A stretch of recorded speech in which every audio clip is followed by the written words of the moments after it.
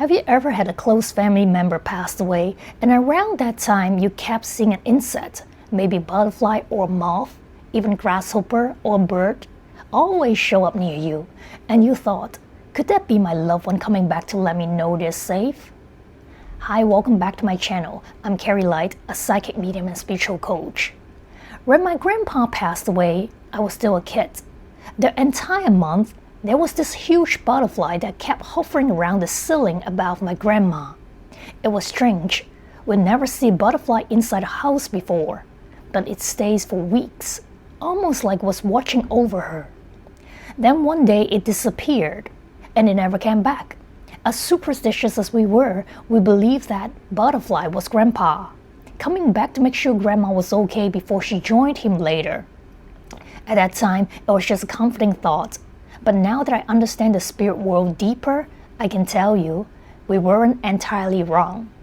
So today, I want to talk about when an insect shows up after a loved one dies. Is it really them? The answer is yes, but not in a way most people think. The butterfly or moth itself is not your loved one's soul.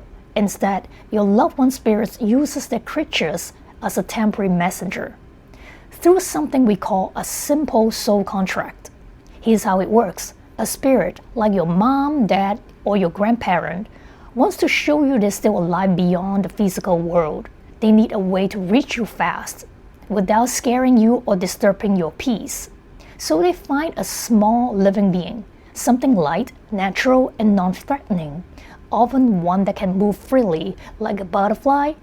They form a brief, peaceful agreement on a soul level. Hey, can I use your presence to deliver a message? And that little guy, in pure service, agrees. It then shows up around you, sometimes repeatedly until you notice it and feel the connection. Once you acknowledge it, maybe you say, "Hey, Grandpa, I see you." The contract is complete. The insect has fulfilled its role, and now it can go back to live its life freely while your loved one's spirits return to their realm, knowing you received the message. You might wonder, why do spirits usually pick insects or small creatures instead of, say, like cats, dogs, or people? Because insects or birds move between worlds easily. They can fly, slip in and out of places, and they don't scare humans. They're perfect messengers, quick, gentle, symbolic, and always available in nature. Butterflies especially represents transformation, the journey from one to another, which mirrors the soul's journey after death. So the next time a butterfly lands near you or a moth fluttering at your window right after a loss, take a moment, pause, feel. It's not random. It's your loved one saying, "I'm okay, I made it, I'm still with you." They use the simplest part of nature to bridge the biggest distance, from their world to ours.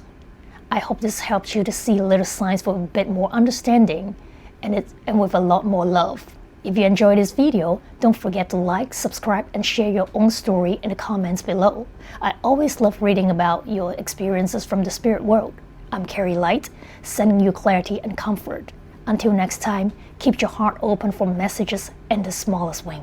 Thank you. Bye-bye.